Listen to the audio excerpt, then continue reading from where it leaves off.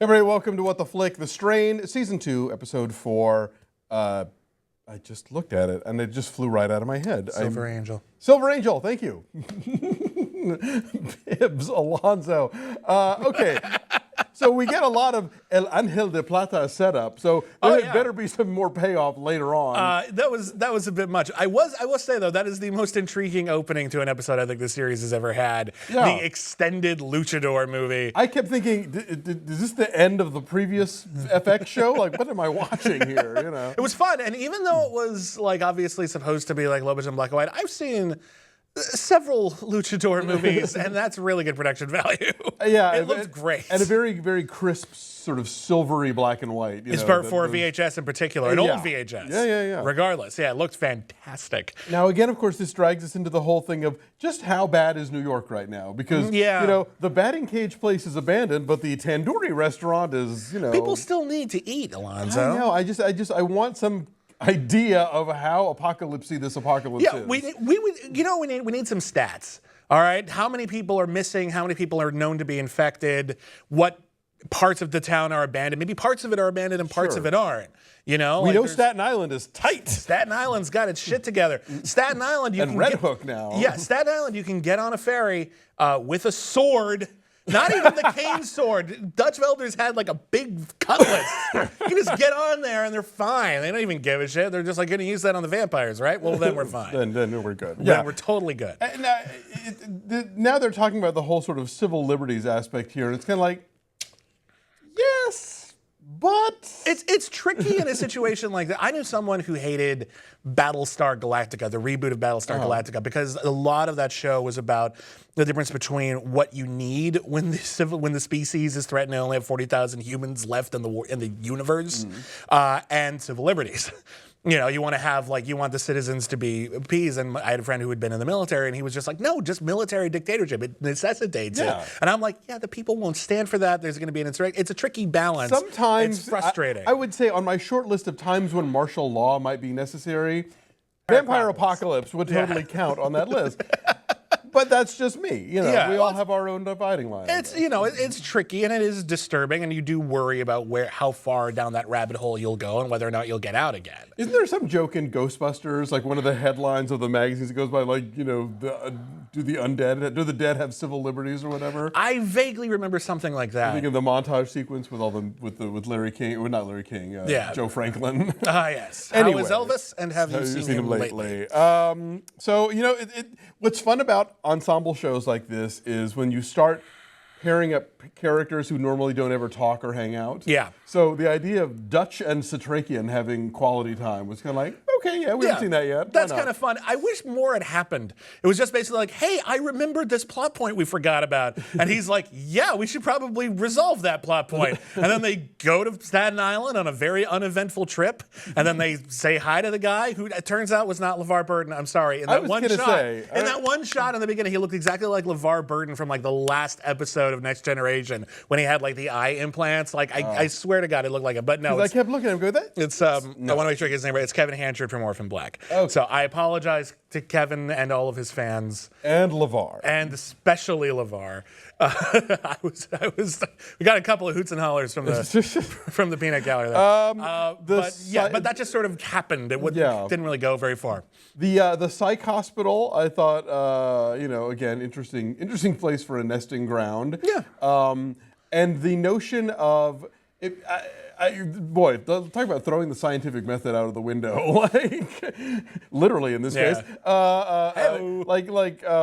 Ephraim is just hopping from thing to thing to thing with time is of the essence. I get that, but you know he is doing the long jump of jumping to conclusions. Well, it's interesting to me because his whole plan is to get this virus. First off, holy shit, he must be a good scientist to figure this out in a couple of days. Sure. But fine, I'm willing to let it go. Fine. What I hope they at least do is that if they acknowledge that maybe this will work, maybe this will have repercussions. Because the thing about viruses is they mutate. Well, this could end up spreading the vampire plague worse than ever. That's why it's great that Lady Bacteriologist keeps saying, I don't know, this sounds like a bad idea. Maybe you're just assuming things. So that is Also, you're drunk, I love his high when they come back from spreading the infection, and she's just like, "Oh God, what a long night." And he's like, "Yeah, but I'm really wired. You wanna do something?" And she was like, "Maybe you should do something with your son." I don't want to do that with my son. Like it seemed like she totally misread. Not what she meant. And then they go to the batting cage as like this faux bonding experience, or they were trying to bond. Yeah. And then the kid just keeps missing it. And there's this shot of Corey Stoll, and the face reads, "I have never been more disappointed in my life." He's biting back like 10 different Great Santini things that he wants to say in that moment. Like, no, trying to reestablish trust here. My kid is a disappointment. He sucks so much.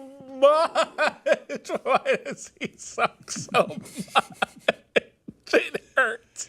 Most of the action seems to come in flashback this episode. Actually. Yeah, and they were fun. I liked killing off all the vampire monks. That one vampire monk has this great run. This like sort of like I'm really uncoordinated, and I've even before I was a vampire, I hadn't really had any exercise in a long time kind of run. But yeah, that was a nice creepy. There's a lot of great creepy movement acting in this series overall, but in this episode in particular, the monk was great. But those kids. Oh, the sniffers? The sniffers are creepy as shit. They are awesome. Yeah. Whatever dance academy you got those kids out of is a winner, and you should put an advertisement for them at the bottom of the screen every time they're their stage movement skills are unparalleled. Fucking fantastic is what they are. I love Vasily. As I've stated many a time, sure. I'm glad that he actually gave the not walking away from the explosion speech. Look at the explosion. And I'm glad right after that they also did away with another cliche, which is the hero who can beat up 5 guys at once. I don't care how badass you are, if they don't wait their turn, exactly. like in a somewhat ineffectual kung fu movie, they will take you down. They will take you the hell down. It's done. It's easy. It's just And it's like, well, here's what bugs me about that, and besides the how dare you arrest him, he's the hero of this program. He works for the city. Yeah.